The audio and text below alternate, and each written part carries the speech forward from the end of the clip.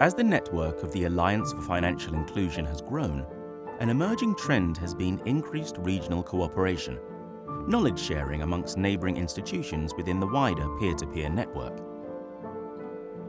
But the first group within AFI to meet formally on a purely regional basis was actually a group of small countries in the Pacific, the Pacific Island Working Group.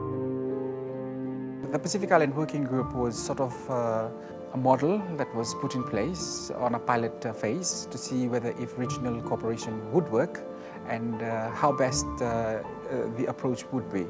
And it has sort of surpassed the expectations even amongst the group members themselves.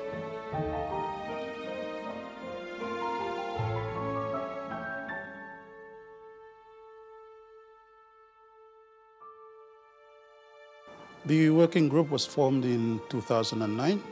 It was formed with the objective of working together to promote financial inclusion activities in the region. The central banks have had a long history of working together. What is new now is that they're meeting on a new agenda, which is financial inclusion. The Pacific Island region has one of the highest unbanked rates in the world because of the challenges and constraints that they have.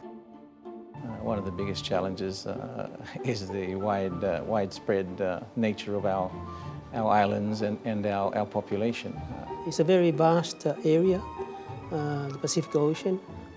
Instead of having all the population in one island, we have little bits there, little bits there, little bits there. Language as well, a lot of dialects, and so language can be a big problem.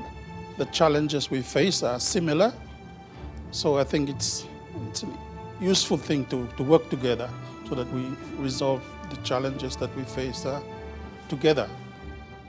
The scope of the group's work has widened since its inception. When we first came together, our priority in the working group was on mobile phone financial services. For this year, 2012, we've dedicated it to data, financial inclusion data, and consumer empowerment. We're also going to spend some time on microinsurance. Individual countries take the lead on policy areas and report back as part of a wider exchange of knowledge, creating a pool of expertise. As I see it, that's a major achievement for the region, the emergence or the creation of this pool of experts in terms of financial inclusion.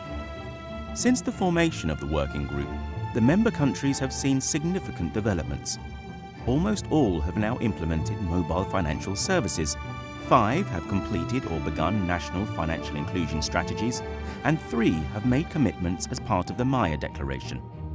And all have evolved leadership and organizational structures within their central banks to ensure financial inclusion is a key priority. Samoa has actually changed their banking act to include financial literacy and financial inclusion as part of the core mandate. And several other banks are also undergoing similar changes, and that's really one of the most rewarding things for us and AFI.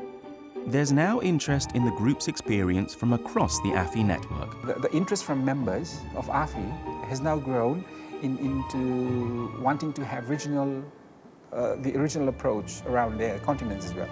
Showing how the experience of even the smallest countries can ripple out far and wide. Individually, as a small island nation, we're not able to be heard. But when we come together in this group, we're able to do much more.